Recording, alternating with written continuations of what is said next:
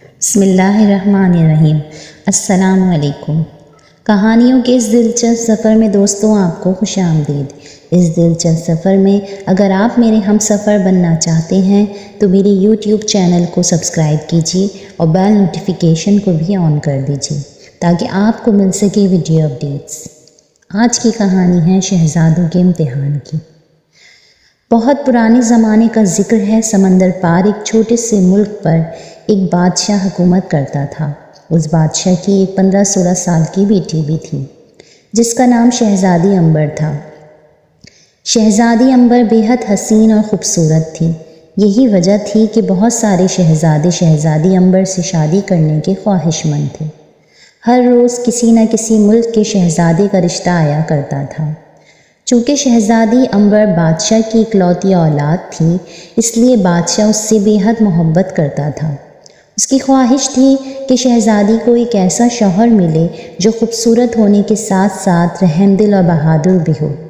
آخر بہت سوچ بچار کے بعد اس نے اپنے قاصد تمام ملکوں کے شہزادوں کے پاس یہ پیغام لے کر بھجوا دیے کہ شہزادی امبر سے شادی کے لیے بادشاہ ان کا امتحان لینا چاہتا ہے۔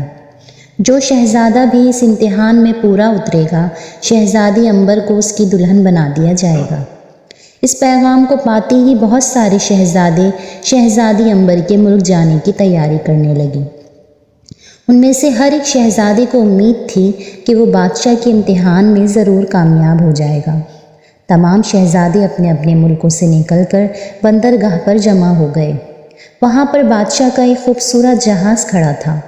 یہ جہاز اسی مقصد کے لیے تھا کہ جو شہزادے شہزادی امبر سے شادی کے خواہش مند ہوں اس میں بیٹھ کر بادشاہ کے پاس پہنچ جائیں۔ جب شہزادے جہاز میں سوار ہو گئے تو جہاز کے بادبان کھول دیے گئے اور جہاز تیزی سے اپنی منزل کی طرف بڑھنے لگا۔ شہزادے جہاز کا ادھر ادھر گھومتے ہوئے باتیں کرنے لگے۔ وہ سب کے سب بے حد خوبصورت اور ذہین نظر آتے تھے۔ وہ باتوں کے دوران زور زور سے کہے بھی لگا رہے تھے اور ان کے چہروں سے پتہ چلتا تھا کہ وہ بے حد مسرور ہیں۔ انہی شہزادوں میں ملک خراسان کا شہزادہ بابر بھی تھا۔ وہ ان شہزادوں سے الگ تھلگ عرشے پر بیٹھا ہوا سمندر کی اونچی نیچی لہروں کو دیکھتے ہوئے کچھ سوچ رہا تھا۔ دوسرے شہزادے اس کی طرف دیکھتے ہوئے زیر لب مسکرا رہے تھے۔ ان کی آنکھوں میں شہزادے بابر کے لیے حقارت تھی۔ وہ اسے مغرور اور بدمزاج سمجھ رہے تھے کیونکہ وہ ان کے ساتھ گھل مل کر بیٹھنے کے بجائے احمقوں کی طرح منہ لٹکا کر ایک طرف بیٹھ گیا تھا۔ اس پر ایک شہزادے نے دوسرے شہزادے سے دھیمے لہجے میں کہا، اگر شہزادی امبر کی اس احمق شہزادے سے شادی ہو گئی تو میں اپنا نام بدل دوں گا۔ دیکھو تو کیسے بت کی طرح بیٹھا ہے۔ حالانکہ یہ بات آہستگی سے کہی گئی تھی مگر شہزادہ بابر نے اسے سن لیا اور دھیرے سے مسکرا دیا۔ لگاتار 3 دن کے طویل سفر کے بعد جہاز امبر شہزادی کے ملک میں پہنچ گیا۔ تمام شہزادے جہاز سے اترے اور ایک دوسرے کے ساتھ ہنسی مذاق کرتے ہوئے شاہی محل کی طرف چل دیے۔ شہزادہ بابر ان کے پیچھے سر جھکائے چلا آ رہا تھا۔ ابھی وہ لوگ تھوڑی ہی دور گئے تھے کہ انہیں ایک امرود کا باغ نظر آیا۔ وہاں پر ایک بہت ہی بوڑھا شخص بیٹھا ہوا تھا۔ اس نے آواز دے کر شہزادوں کو اپنی طرف متوجہ کیا۔ شہزادے اس کے پاس گئے۔ بوڑھے نے اپنی لرزتی ہوئی کمزور سی آواز میں کہا، اے نوجوانوں، میں ایک بہت بوڑھا شخص ہوں، کیا مہربانی کر تم میرا ایک کام کرو گے؟ بڑے میاں، یہ تمہاری خوش قسمتی ہے کہ تم میرے ملک میں نہیں ہو، ایک شہزادے نے آگے بڑھ کر کہا۔ اگر ایسی بات تم میرے ملک میں میرے ساتھ کرتے تو میں تمہاری زبان گدی سے کھچوا دیتا۔ تم شہزادوں سے اپنا کام کروانا چاہتے ہو؟ کیا یہ تمہارے نوکر ہیں؟ بوڑھے نے گڑ گڑا کر کہا، میں بہت غریب آدمی ہوں، میرے چھوٹے چھوٹے بچے ہیں، اپنے باغ سے امرود توڑ کر میں اپنا اور اپنے بچوں کا پیٹ پالتا ہوں، مگر تم میری حالت دیکھ رہے ہو، میں امرود کے درختوں پر چڑھ کر امرود توڑنے سے قاصر ہوں۔ اس شہزادے بھی انسان ہوا کرتے ہیں اور انسان ہی انسان کے کام آتا ہے۔ کیا تم میں سے کوئی بھی ایسا نہیں ہے جو میری مدد کر سکے؟ اپنی زبان بند کرو، ایک شہزادے نے آگے بڑھ کر کہا۔ یہ بوڑھا تو سر پر ہی چڑھا جا رہا ہے۔ یہ کہہ کر نوجوان نے بوڑھے کو ایک ایسا دھکا دیا کہ وہ دور زمین پر جا گرا۔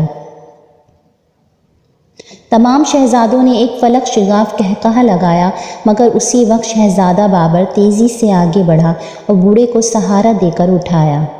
تمام شہزادوں کو جیسے سانپ سونگھ گیا۔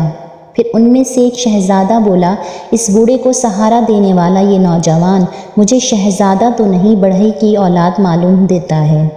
شہزادہ بابر نے کہا، تم لوگوں کو ایک بوڑھے آدمی کو ستاتے ہوئے شرم آنی چاہیے۔ کیا تم لوگوں کے دلوں میں اپنوں سے بڑوں کے لیے کوئی عزت نہیں؟ ایک لمبے تڑنگے شہزادے نے اس کے پاس آ کر کہا، اپنی یہ نصیحتیں اپنے پاس رکھو۔ اس بوڑھے کو کیا حق پہنچتا ہے کہ ہم اسے امرود توڑنے کا بیہودہ مطالبہ کریں؟ اس میں اس بیچارے بوڑھے کا کوئی بھی قصور نہیں ہے۔ وہ تمہاری شکلیں دیکھ کر یہ سمجھا تھا کہ تم لوگ شریف نظر آتے ہو، اس کی بات مان لو گے۔ اس کو کیا پتا تھا کہ تم اتنے مغرور اور بدتمیز ہوگے؟ شہزادہ بابر نے جواب دیا اور بوڑھے کے کپڑوں سے گرد جھاڑنے لگا، جو زمین پر گرنے کی وجہ سے اس کے کپڑوں پر لگ گئی تھی۔ اس کی باتیں سن کر تمام شہزادوں کے چہرے غم و غصے کی شدت سے سرخ ہو گئے۔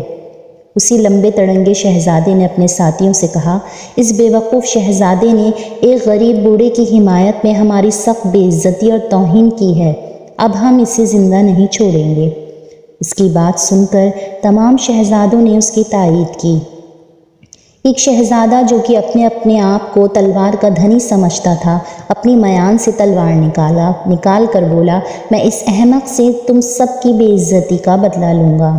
شہزادہ بابر نے بوڑھے کو ایک طرف ہٹا دیا اور اپنی تلوار نکال کر اس نوجوان شہزادے کے مقابلے میں ڈٹ گیا، مگر وہ نوجوان شہزادہ اور شہزادہ بابر کے سامنے زیادہ دیر تک نہیں جم سکا۔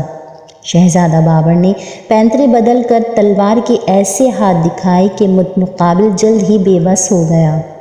شہزادہ بابر نے تلوار کا ایک ایسا ہاتھ مارا کہ اس شہزادے کی تلوار اس کے ہاتھ سے نکل کر فضا میں بلند ہوئی اور اس کی نوک امرود کے درخت میں لٹکے ہوئے ایک بڑے سے امرود میں پیوست ہو گئی، اور پھر تلوار اس امرود میں لٹکی ادھر ادھر جھولنے لگی۔ تمام شہزادے حیرت سے یہ ماجرا دیکھ رہے تھے۔ شہزادہ بابر نے آگے بڑھ کر تلوار کی نوک اسی شہزادے کے سینے پر رکھ دی۔ اگر وہ چاہتا تو اس کو ہلاک بھی کر سکتا تھا۔ ہارنے والا شہزادہ شرمندہ ہو کر ایک طرف سر جھکا کر کھڑا ہو گیا۔ اپنے ساتھی شہزادے کی شکست نے دوسرے شہزادوں کو مزید ناراض کر دیا۔ ایک شہزادہ پھر تلوار سونپ کر آگے بڑھا، مگر چند ہی لمحوں بعد اسے بھی شکست کا سامنا کرنا پڑا۔ اس طرح ایک کے بعد ایک شہزادہ بابر نے تمام شہزادوں کو شکست دے دی۔ وہ تمام کے تمام باغ کی گھاس پر بیٹھ کر ہانپنے لگے۔ شہزادہ بابر بھی پھرتیلا ثابت ہوا اور اس نے تمام شہزادوں کو جلد ہی تھکا ہارا تھا۔ سب شہزادے اس سے سخت نفرت محسوس کرنے لگے تھے، مگر وہ اس کا کچھ بھی نہیں بگاڑ سکتے تھے۔ اس سے نمٹ کر شہزادہ بابر امرود کے درخت پر چڑھ کر بوڑھے کے لیے امرود توڑنے لگا۔ جب بوڑھے کا ٹوکرا بھر گیا تو شہزادہ نیچے اتر آیا اور پھر وہ اچانک حیرت زدہ رہ گیا۔